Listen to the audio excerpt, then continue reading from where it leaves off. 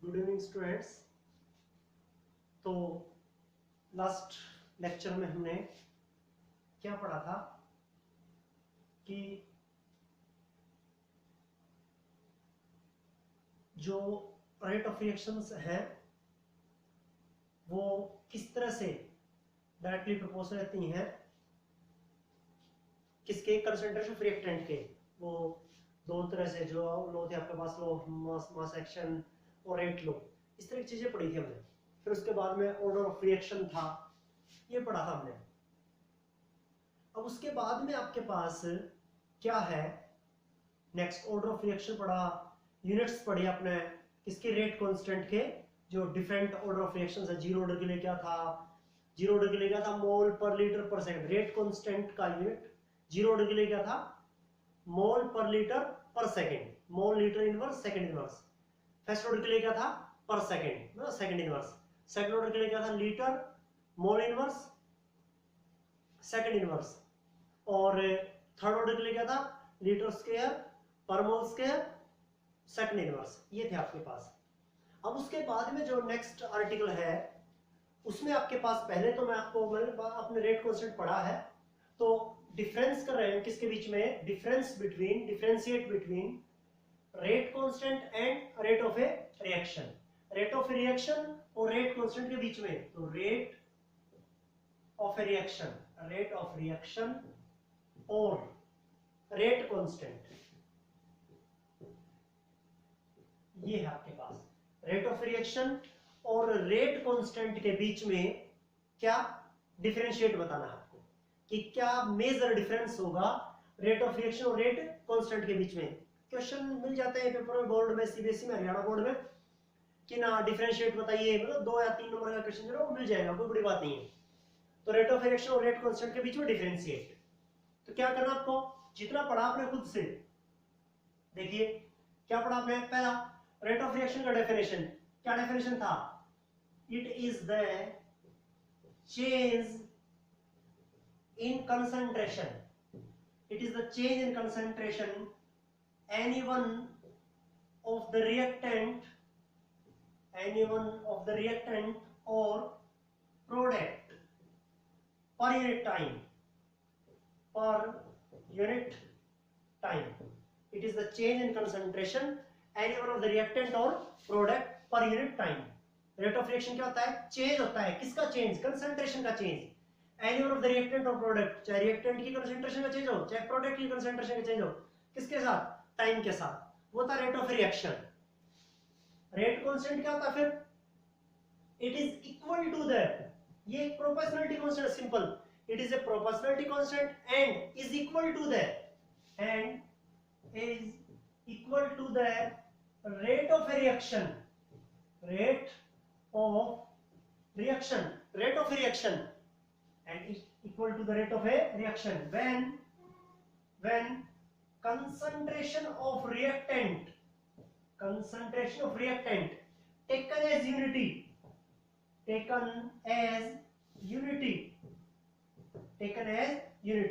ये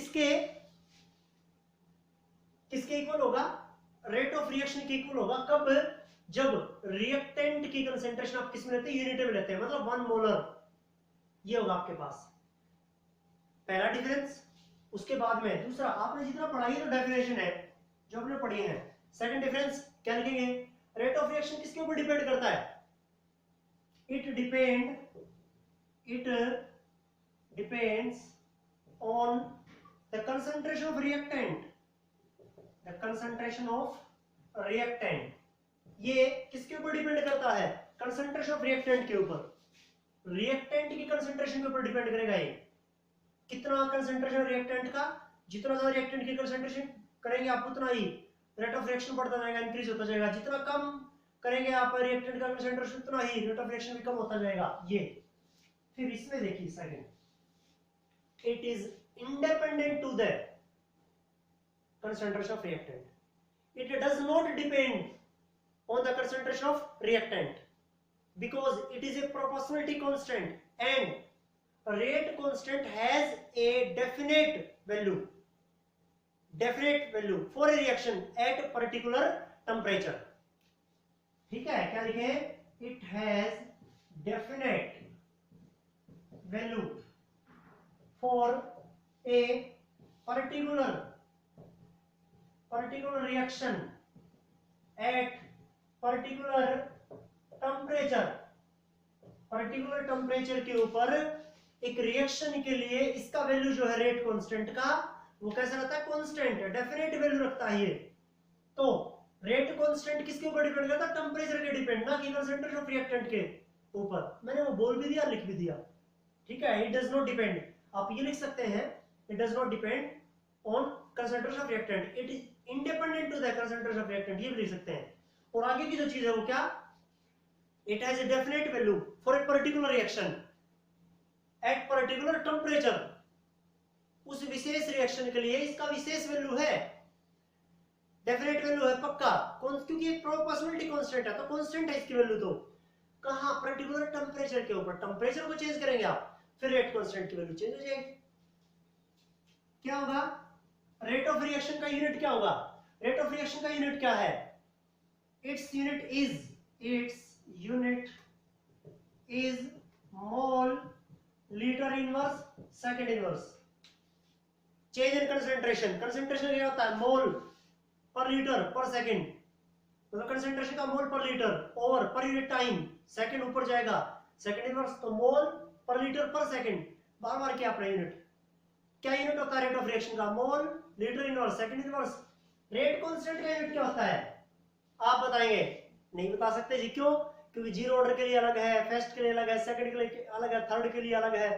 क्या अपना रेट कांस्टेंट का यूनिट, जीरो ऑर्डर के लिए mole litre inverse second inverse, first के लिए सेकंड इनवर्स, सेकंड के लिए litre mole inverse second inverse, third के लिए लीटर स्क्वायर पर मोल स्क्वायर सेकंड इनवर्स। तो इसकी यूनिट क्या होगी रेट कांस्टेंट की, its unit depends on order of reaction, its unit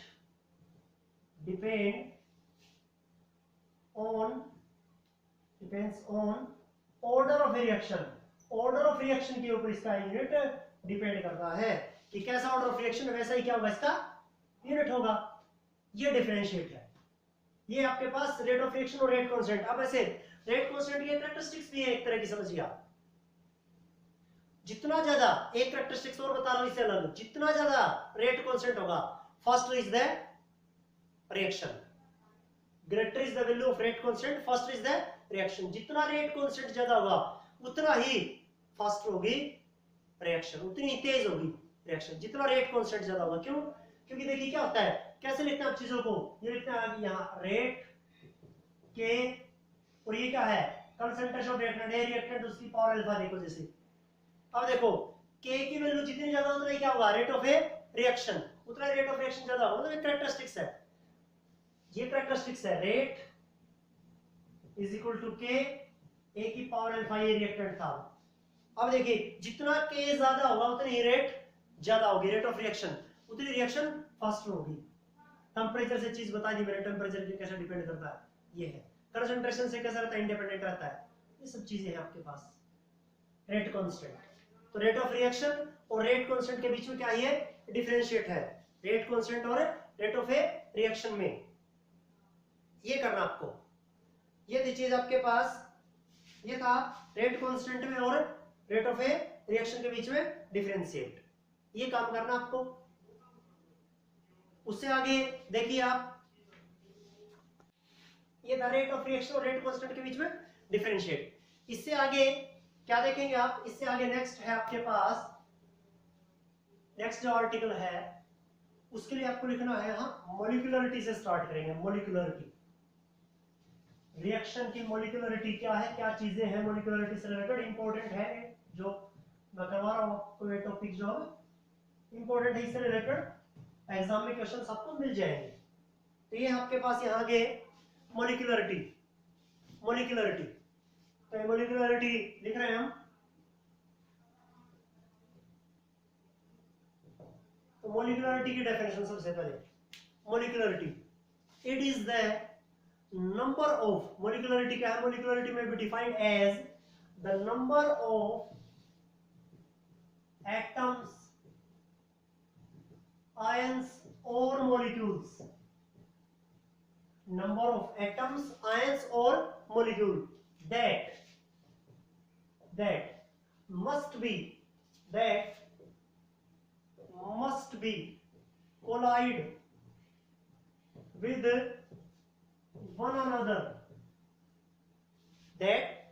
be collide with one another, so as resulting into a chemical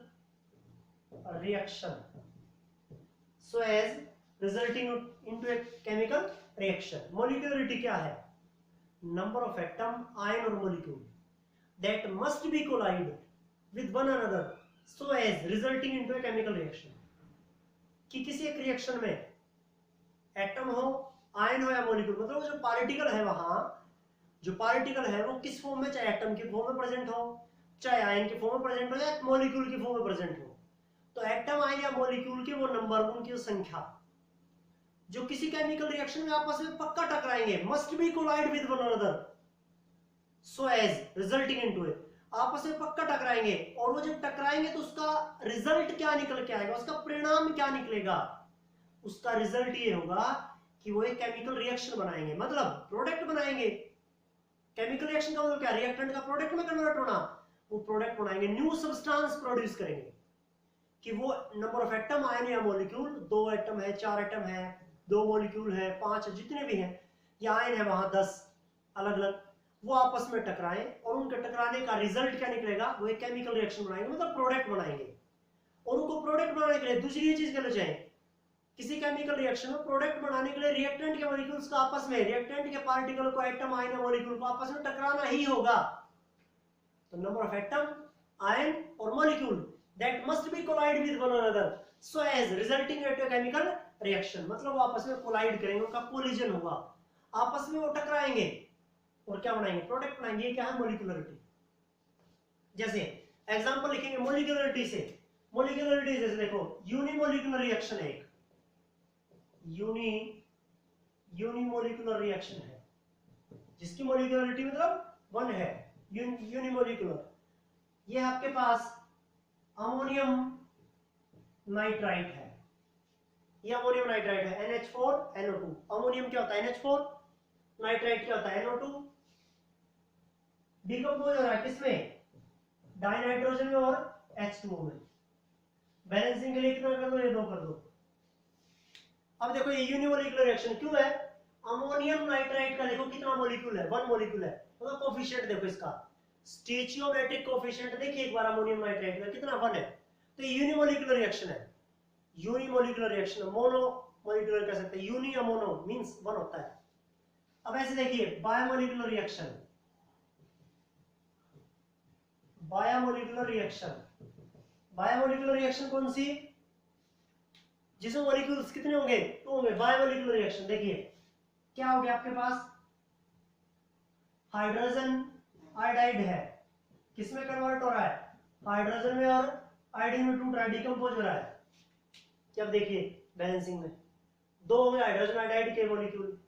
देखिए biomolecular reaction, आप क्या कह सकते हैं? बायोमोलिकुलर रिएक्शन, क्योंकि हाइड्रोजन आयोडाइड के कितने मॉलिक्यूल है? 2 मॉलिक्यूल है। ये मॉलिक्यूल आपस में क्या करेंगे? कोलाइड करेंगे, ठीक है, कोलिजन बनेगा और क्या बना देंगे? प्रोडक्ट बना देंगे। ऐसे ये यूनिमोलिकुलर था, अमोनियम नाइट्राइट था, इसका 1 मॉलिक्यूल है, तो मोल के हिसाब से कि कितने कन्वर्ट होंगे वो चीज है। फिर उसके बाद में ट्रायमोलिकुलर रिएक्शन, और ट्राया को क्या भी लिख सकते हो तुम? टर्मोलिकुलर भी लिख सकते हो, टर्मोलिकुलर रिएक्शन। ट्राया को क्या कहते हो? टर भी कह सकते हो, ट्रायमोलिकुलर और टर्मोलिकुलर रिएक्शन, मतलब इसकी मॉलिक्यूलरिटी 3 होगी। उसके लिए आपके पास है एग्जांपल क्या होंगे? NO2 नाइट्रोजन डाइऑक्साइड ऑक्सीजन के साथ मिलकर, NO नाइट्रोजन जो नाइट्रिक ऑक्साइड है, NO O2 के साथ मिलकर क्या बना रहा है? NO2 बना रहा है, NO2 नाइट्रोजन डाइऑक्साइड। बैलेंसिंग के लिए ये 2 कर दीजिए, यहाँ ये भी 2 हो जाएगा। ये देखिए बैलेंस, नाइट्रिक ऑक्साइड ऑक्सीजन के साथ मिलकर क्या बना रहा है? नाइट्रोजन डाइऑक्साइड बना रहा है, नाइट्रोजन डाइऑक्साइड बना रहा है। देखो नाइट्रिक ऑक्साइड कितने? 2 मॉलिक्यूल, ऑक्सीजन का कितना मॉलिक्यूल? 1 मॉलिक्यूल। 2 और 1 3, तो ट्राइमोलिकुलर है, टर्मोलिकुलर रिएक्शन है, ट्राइमोलिकुलर और टर्मोलिकुलर रिएक्शन है ये है आपके पास। अब reaction higher than the 3 molecularity are very rare. वो रिएक्शंस जिनकी मोलिकुलरिटी 3 से ज्यादा होगी वो बहुत रेयर होती हैं, बहुत दुर्लभ होती हैं, रेयर। बहुत कम रिएक्शंस ऐसी हैं जिनकी मोलिकुलरिटी 3 से ज्यादा है। और यहाँ मोलिकुलरिटी से हम मतलब ये समझेंगे थोड़ा सा ये ऑर्डर ऑफ रिएक्शन से समझेंगे। जैसे आपने zero order, first order, second order, third order किया है, फोर्थ मतलब zero order, first order, second order तक बोला है मैंने, थर्ड ऑर्डर का भी बताया था, लेकिन क्या फोर्थ ऑर्डर के लिए रेट कांस्टेंट की यूनिट बताई थी मैंने? नहीं ना, क्योंकि थर्ड ऑर्डर से रिएक्शन उसी तरह से मोलिकुलरिटी 3 है, उससे ज्यादा की रिएक्शन बहुत कम मिलेंगे। जैसे यहाँ जीरो मोलिकुलरिटी क्या बोला है मैंने, ऑर्डर ऑफ रिएक्शन जीरो है, लेकिन यहाँ जीरो मोलिकुलरिटी नहीं बोला है, क्योंकि जीरो मोलिकुलरिटी का मतलब जीरो एटम, जीरो आयन या जीरो मोलिक्यूल, फिर तो है नहीं रिएक्शन। तो रिएक्टेंट जीरो हो तो फिर क्या होगा, रिएक्टेंट आई नहीं आपके पास, तो कहाँ रिएक्शन होगी फिर। तो मोलिकुलरिटी से आप ये भी समझ रहे थोड़ा सा यहाँ कि वो ऑर्डर ऑफ रिएक्शन, लेकिन वो टर्म चेंज कैसे होंगी, अच्छे से डीपली कैसे पढ़ा जाएगा इस यूनिट के बारे में, वो थोड़ा सा आगे होगा। तो वो रिएक्शन जिनकी मोलिकुलरिटी 3 से ज्यादा होती है वो बहुत रेयर होती है।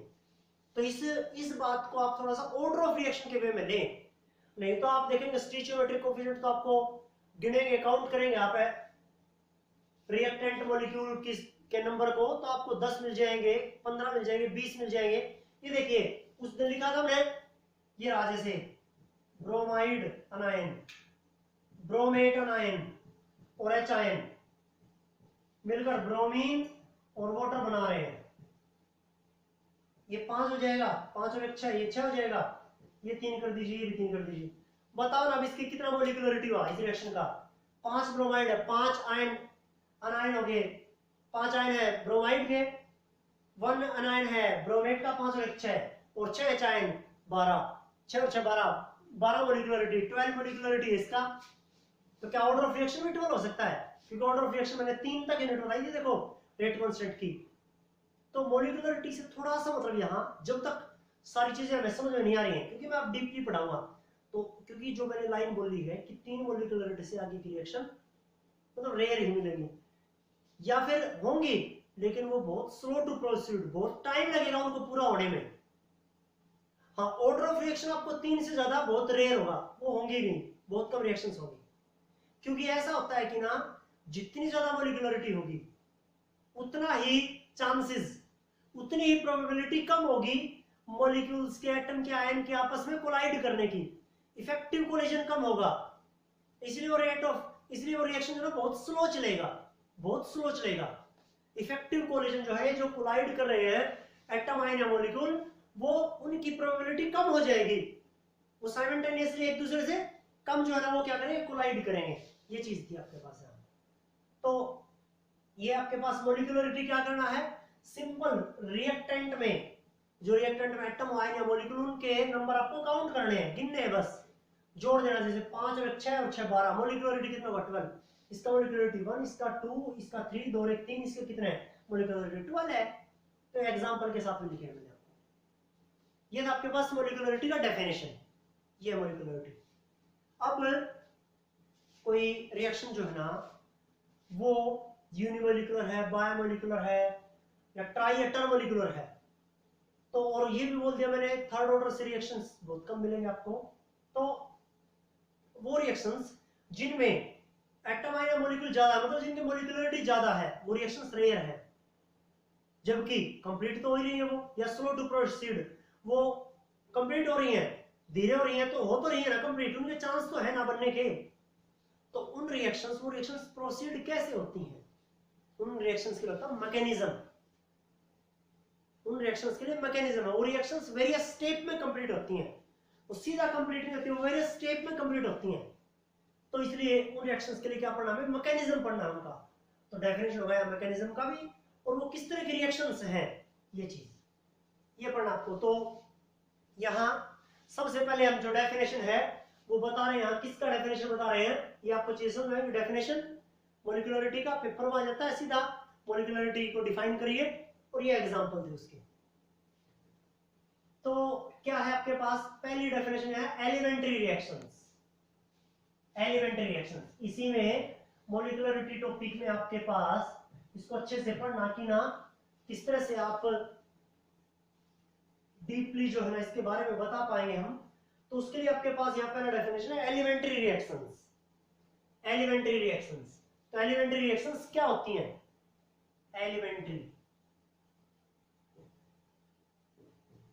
elementary reactions, those reactions which are complete in only one step.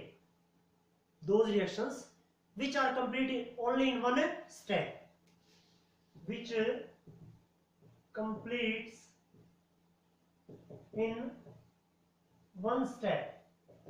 वो रिएक्शंस जो केवल एक स्टेप में कंप्लीट हो जाएं are known as elementary reactions. उन्हें हम कहते हैं एलिमेंट्री रिएक्शंस। वो एलिमेंट्री रिएक्शंस जो एक स्टेप में कंप्लीट हो जाए, बस वो होती है एलिमेंट्री रिएक्शंस। उसके बाद में अब एलिमेंट्री रिएक्शंस कोई नहीं है तो क्या होंगी? कॉम्प्लेक्स रिएक्शंस होंगी। फिर जिन रिएक्शंस की मॉलिक्यूलरिटी ज्यादा होती है वो कॉम्प्लेक्स रिएक्शंस होती हैं। कॉम्प्लेक्स रिएक्शंस, तो complex reactions which do not complete in only in one step, which do not complete in one step, या which completes in more than one step, completes in more than one step। वो reaction जो एक से ज्यादा step में complete होती हो are known as complex reactions. Definition सीधी, जैसे मॉलिक्यूलरिटी का डेफिनेशन था नंबर ऑफ एटम, आयन और molecule that must be collide with one another so as resulting into a chemical reaction। उसी तरह से elementary reactions which are complete only in one step, complex which complete in more than one step, which do not complete in one step, ये भी कर सकते हो आप। ये definitions हैं reactions की।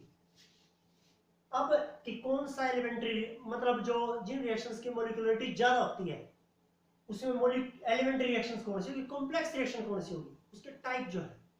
तो इसलिए जिन रिएक्शंस की मॉलिक्यूलरिटी ज्यादा है उनका हमें पढ़ना होता है मैकेनिज्म। और मैकेनिज्म के लिए पहले दो डेफिनेशन जरूरी है, एलिमेंट्री रिएक्शन और कॉम्प्लेक्स रिएक्शन।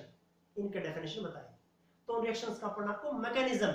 तो मैकेनिज्म क्या होगा? मैकेनिज्म क्या होगा किन रिएक्शंस की? जो हायर ऑर्डर की रिएक्शन है, जिनकी मॉलिक्यूलरिटी बहुत ज्यादा है, उनका हमें पढ़ना होता है मैकेनिज्म। उनका हम पढ़ेंगे यहां क्या? मैकेनिज्म। सीधे थ्योरी बेस्ड है। मैकेनिज्म क्या होता है? तो पहले डेफिनेशन ही मैकेनिज्म की। मैकेनिज्म की डेफिनेशन होगी द सीरीज, और सीक्वेंस भी कह लीजिए चाहे, sequence, the series of step reactions और एलिमेंट्री रिएक्शंस। एक स्टेप की जो रिएक्शंस हैं उनकी सीरीज, या एलिमेंट्री रिएक्शंस, एक स्टेप वही होगी ना, एलिमेंट्री रिएक्शंस की सीरीज। क्योंकि कॉम्प्लेक्स रिएक्शन का ही क्या होगा? मैकेनिज्म होगा। जिसकी मॉलिक्यूलरिटी ज्यादा होती है उन्हीं का क्या होगा? मैकेनिज्म होगा। वो कॉम्प्लेक्स रिएक्शंस होती हैं। क्योंकि सिंपल रिएक्शंस हो गए एलिमेंट्री, तो जो एक स्टेप में कंप्लीट हो गई है, वो रिएक्शन जो एक स्टेप में कंप्लीट नहीं होती हैं तो उनके के लिए काफी स्टेप बढ़ेंगे।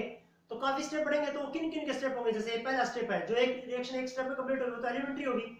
तो एलिमेंट्री रिएक्शंस, कई एलिमेंट्री रिएक्शंस मिलकर क्या बनाएंगे? कॉम्प्लेक्स रिएक्शंस बनाएंगे जो एक स्टेप में कंप्लीट नहीं होती हैं। क्योंकि एक जो स्टेप होगा ना, जो एक स्टेप में कंप्लीट हो रहा है वो तो क्या? एलिमेंट्री रिएक्शंस है। अब कॉम्प्लेक्स रिएक्शंस कौन सी होंगी? जिनके कई स्टेप होंगे। तो कई स्टेप होंगे इसका मतलब कॉम्प्लेक्स रिएक्शन में कई एलिमेंट्री रिएक्शंस होंगी। तो इसलिए क्या लिख रहे हैं आप इस चीज को? The series of step reactions और elementary reactions. The series of step reactions or elementary reactions proposed for the account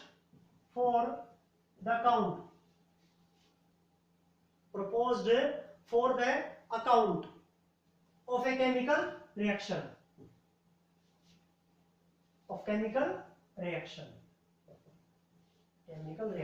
overall reaction लिख दे चाहे, केमिकल रिएक्शन की बजाय आप ओवरऑल रिएक्शन भी कह सकते हैं। Of overall reaction is known as mechanism,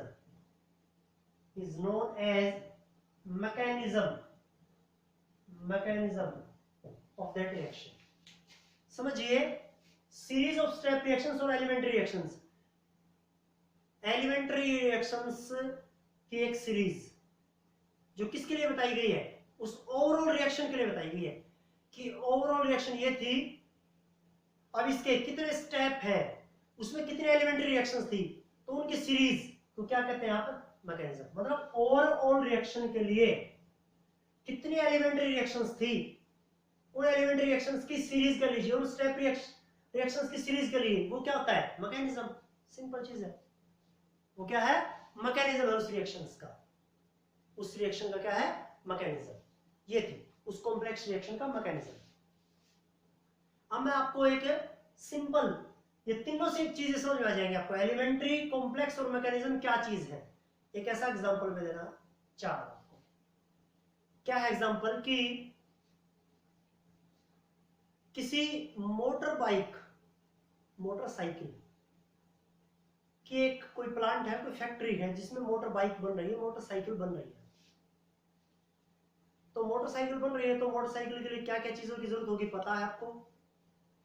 motorcycle में क्या क्या चीजें लगते हैं, टायर्स हैं, चेन है, रेसिंग वायर है, हेडलाइट है, इंडिकेटर है, ठीक है, स्विच है, कितनी चीजें हैं बाइक में, आप खुद सोच के देखिए एक बार, कितनी चीजें हैं।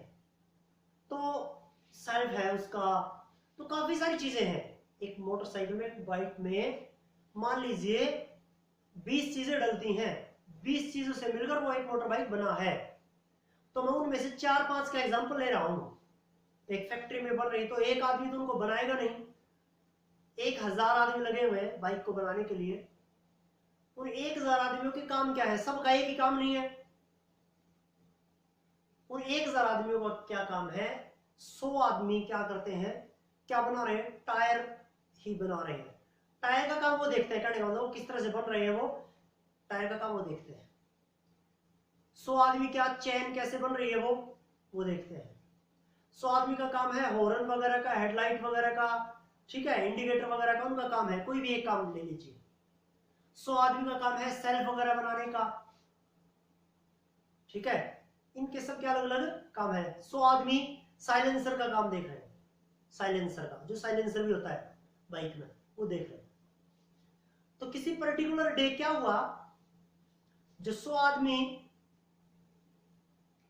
क्या बना रहे थे, वो चेन बना रहे थे, उन्होंने 1000 चेन बना दी एक दिन में, 1000 चेन। दूसरे जो हेडलाइट बना रहे थे, उन्होंने क्या किया, जो 100 आदमी का ग्रुप था जो, उसने उन्होंने क्या किया, 100 जो आदमी हेडलाइट बना रहे थे, उन्होंने 1000 हेडलाइट भी बना दी सामने की जो है, ठीक है। तीसरा जो ग्रुप था 100 आदमी का, उन्होंने क्या कर दिया, 100 जो है ना वो इंजन बना दिए, सॉरी 100 आदमी थे, उन्होंने 1000 इंजन भी बना दिए। मतलब 1000 चेन भी तैयार है आपके पास, 1000 हेडलाइट भी तैयार है, और 1000 इंजन भी तैयार है आपके पास, ठीक है। और जो 100 आदमी साइलेंसर बना रहे थे, उन्होंने साइलेंसर उस दिन 600 ही बनाए, 600 ही बनाए। बाकी सब चीज बाइक में जितनी भी लगनी थी, अपने अपने ग्रुप में जो लगे हुए थे बंदे, उन्होंने वो सब चीज 1000 तैयार कर दी। लेकिन जो ग्रुप साइलेंसर बना रहा था, उनसे उस दिन पर्टिकुलर डे 600 ही क्या बन पाए, साइलेंसर बन पाए। तो आप खुद बताइए उस दिन बाइक कितनी तैयार होंगी, कितनी बाइक तैयार होंगी, 1000 या 600? 600 ना, आपके ध्यान में आ गया होगा कैसे, क्योंकि साइलेंसर के बगैर तो बाइक पूरी नहीं होगी ना। बाकी सब चीजें जितनी भी लगती है बाइक में, सब चीजें, tyre, indicator, headlight, self, engine, जितनी भी चीजें हैं वहां, सब चीजें 1000 तैयार है। हॉर्न, ठीक है, सब चीजें 1000 तैयार है। और साइलेंसर जो है ना वो कितने बने हैं, 600 बने हैं। तो कितनी बाइक तैयार होंगी उस दिन, 600 ही, क्योंकि एक भी चीज कम रह गई ना, उसके बगैर तो बाइक तैयार नहीं होगी ना। साइलेंसर ऐसा थोड़ा था कि ना 400 बाइक को हम क्या बगैर साइलेंसर की बना देंगे, ऐसा तो नहीं है ना। तो क्या हुआ, ये अलग अलग जो स्टेप बताए हैं मैंने, जैसे कोई साइलेंसर बना रहा है, कोई हॉर्न बना रहा है, कोई टायर बना रहा है, कोई इंजन बना रहा है, ये क्या है, एलिमेंट्री रिएक्शंस है। इन सब को मिलाकर क्या हो गया, कॉम्प्लेक्स रिएक्शन होगा। और ये सारा क्या है, मैकेनिज्म है। जो ये चीज मैंने बताई मैकेनिज्म है, ये सारा क्या है, मैकेनिज्म है, बाइक को बनाने का मैकेनिज्म है। एलिमेंट्री रिएक्शंस को जोड़ जोड़ के एक कॉम्प्लेक्स रिएक्शन बनाया गया, ये सारा क्या उसका मैकेनिज्म है। अब उस मैकेनिज्म में क्या है, कोई चीज ज्यादा बनी, कोई चीज कम बनी, जो भी है आपके पास, तो कम बनी तो मतलब एक रिएक्शन है, मैकेनिज्म होगा उसका। तो रिएक्शन जो कम बनी ना, उसी के ऊपर डिपेंड हुए ना केमिकल रिएक्शन। वो केमिकल रिएक्शन कितनी बनेगी, कितनी पूरी होगी, किसके ऊपर डिपेंड हुआ, स्लोएस्ट स्टेप पर या फास्टेस्ट स्टेप पर। मान लीजिए उस दिन 1500 इंजन बन जाएंगे, बाकी सब चीजें 1000 बनी, और साइलेंसर 600 ही बने, फिर भी बाइक कितनी तैयार होगी, 600 ही होंगी ना। इंजन चाहे 1500 के भी 2000 बना दो। तो एक रिएक्शन जो है केमिकल रिएक्शन, उसकी रेट किसके ऊपर डिपेंड करती है, स्लोएस्ट स्टेप के। Rate determining step is the slowest step, या slowest step is the rate determining step. किसी केमिकल रिएक्शन का जो स्लोएस्ट स्टेप होता है, slowest step is the rate determining step, rate determining step. कि जो स्लोएस्ट स्टेप है किसी रिएक्शन का, वही क्या है, रेट डिटरमाइनिंग स्टेप। ये नहीं कि फास्टेस्ट स्टेप, क्योंकि देखिए स्टेप तो बोल ही रहे हैं, एक स्टेप में, 2 स्टेप में कंप्लीट, एक स्टेप वाली तो एलिमेंट्री। अब हम क्या पढ़ेंगे, कॉम्प्लेक्स, क्योंकि जो एक स्टेप में कंप्लीट होगा तो पढ़ना ही नहीं हमें तो कॉम्प्लेक्स रिएक्शन पढ़नी है। जो एक से ज्यादा स्टेप में कंप्लीट होती है तो 2 स्टेप हुए, मान लीजिए एक स्लोएस्ट और एक फास्टेस्ट। तो रेट डिटरमाइनिंग, एक केमिकल रिएक्शन की रेट किस स्टेप के ऊपर डिपेंड करेगी, फास्ट के ऊपर या स्लो के ऊपर, स्लो के ऊपर, क्योंकि स्लो के बगैर तो केमिकल रिएक्शन पूरी नहीं हो रही। तो slowest step is the rate determining step. Slowest step जो है ना, वो क्या है, रेट डिटरमाइनिंग स्टेप है, वो रेट डिटरमाइनिंग स्टेप है। ये था आपके पास, ये बताया मैंने आपको कि मैकेनिज्म क्या चीज होती है। मैकेनिज्म इनमें तीनों में आपको समझ में आया होगा। ये होता है कि आपके पास मैकेनिज्म, इसका एक एग्जांपल भी जो है ना वो आपको बता देते हैं कि कॉम्प्लेक्स रिएक्शन कौन सी है, वो किस तरह से डिपेंड करती है। और ये है आपके पास, इसमें देखिए आपके पास एग्जांपल, वो एग्जांपल है decomposition of hydrogen peroxide, decomposition of hydrogen peroxide, decomposition of hydrogen peroxide in iodide ion in the presence of alkaline medium। मतलब iodide जो है ना alkaline medium है। decomposition of hydrogen peroxide, hydrogen peroxide का decomposition तो क्या है, देखिए हाइड्रोजन पेरोक्साइड का decomposition H2O2, उसका डिकम्पोज होना आयोडाइड आयन के प्रेजेंस में, एल्कलाइन मीडियम है, एल्कलाइन, एल्कलाइन, एल्कलाइन मीडियम मतलब बेसिक मीडियम। एल्कलाइन का मतलब क्या होता है, बेसिक मीडियम। डिकम्पोज रहा है किसमें, वाटर में और ऑक्सीजन में। बैलेंस करेंगे आप इसे, 2 हो जाएगा, और यहां भी कितना हो जाएगा, 2 हो जाएगा। ये वो रिएक्शन है। आपको क्या दिखाई देगा, रिएक्शन बायोमोलिकुलर रिएक्शन है, क्योंकि देखिए मोलिकुलरिटी कितनी है, 2 है मोलिकुलरिटी। कितनी मोलिकुलरिटी इसकी, 2 मोलिकुलरिटी है। वाटर और डाइऑक्सीजन में क्या हो रहा है, कन्वर्ट हो रहा है, टूट रहा है। H2O2 hydrogen peroxide iodide ion के प्रेजेंस में एल्कलाइन मीडियम में है। आयोडाइड आयन किसमें है, एल्कलाइन मीडियम में, तो बेसिक मीडियम में, वाटर और ऑक्सीजन में टूट रहा है। अब इसके लिए रेट लो, एक्सपेरिमेंटल चीजें हैं ये, एक्सपेरिमेंटली है, कैलकुलेटेड नहीं है। कैलकुलेटेड तो ये किसकी मोलिकुलरिटी 2 है, तो ऑर्डर ऑफ रिएक्शन कितना होना चाहिए, 2 होना चाहिए, लेकिन देखेंगे हम। तो एक्सपेरिमेंटली ये चीज लिख रहा हूं मैं, एक्सपेरिमेंटल चीजें हैं ये। तो experimentally it is found that, experimentally it is found that, experimentally क्या पाया गया, rate of reaction is directly proportional to that, directly proportional, proportionality question क्या लगा देखिए, rate of reaction is directly proportional to the one concentration term of hydrogen peroxide and one concentration term of iodide anion. Rate is equal to K, rate constant है, H2O2 का क्या लिखना चाहिए था मुझे, कोफिशिएंट यहाँ स्क्वायर लिखना चाहिए था, क्योंकि देखिए कितना स्टिचियोमेट्रिक कोफिशिएंट इसका 2 है, तो यहाँ कितना होना चाहिए था, स्क्वायर होना चाहिए था, नहीं है। क्यों? रेट लो क्या होता है कि जो स्टिचियोमेट्रिक कोफिशिएंट है ये किसके, इस ये जो स्टिचियोमेट्रिक कोफिशिएंट है यहाँ जो कंसंट्रेशन टर्म आता है इसके बराबर हो भी सकता और नहीं भी, तो देखिए कितना 1 है यहाँ। जबकि आयोडाइड एनायन रिएक्टेंट तो नहीं है, बस क्या है, कैटलिस्ट है, और इसके ऊपर भी डिपेंड करता है रेट ऑफ रिएक्शन। तो one concentration term H2O2 hydrogen peroxide और one concentration term of iodide anion के ऊपर डिपेंड करता है कौन, रेट ऑफ ए रिएक्शन। तो इसका क्या मैकेनिज्म है, ये चीज याद रखो, एक्सपेरिमेंटल चीज है। One concentration term hydrogen peroxide के ऊपर डिपेंड करेगा रेट ऑफ रिएक्शन, और वन कंसंट्रेशन टर्म के ऊपर ही आयोडाइड एनायन के ऊपर डिपेंड करेगा रेट ऑफ रिएक्शन। तो दोनों की कैसा हो जाएगा, second order, first order H2O2 के रेस्पेक्ट में और फर्स्ट ऑर्डर आयोडाइड एनायन के प्रेजेंस में, तो आयोडाइड एनायन के रेस्पेक्ट में। तो पहला जो स्टेप है इसका, स्टेप फर्स्ट, स्टेप फर्स्ट जिसको आप स्लोएस्ट स्टेप ही बोलेंगे, क्या बोलेंगे इसे आप, स्लोएस्ट स्टेप। वो स्लोएस्ट स्टेप देखिए क्या बोला, H2O2 किसके साथ मिलकर, आयोडाइड, क्योंकि जो स्लोएस्ट स्टेप है वही क्या, रेट डिटरमाइनिंग स्टेप। तो स्लोएस्ट स्टेप में हाइड्रोजन पेरोक्साइड का वन मॉलिक्यूल ही पार्टिसिपेट करेगा, जो स्लोएस्ट स्टेप है वही क्या, रेट डिटरमाइनिंग स्टेप। तो इस देखो कितना मॉलिक्यूल इसका 1, आयोडाइड का 1, और देखो रेट किसके ऊपर डिपेंड करती है, वन कंसंट्रेशन टर्म इसके 1 इसके, जबकि मॉलिक्यूलरिटी कितनी इसकी 2 है। तो ओवरऑल लिखेंगे तब आपको समझ में आएगा कि ना ओवरऑल कैसे लिखा है, ये 2 थे तो ये 1 ही लिया हमने, एक कहां गया, आएगा वो भी। देखिए मिलकर क्या बना रहे हैं, ये मिलकर बना रहे हैं वाटर, H2O2 आयोडाइड एनायन के प्रेजेंस में डिकम्पोज रहा वाटर, और क्या बना देगा, IO negative, hypo iodate anion, hypo iodate.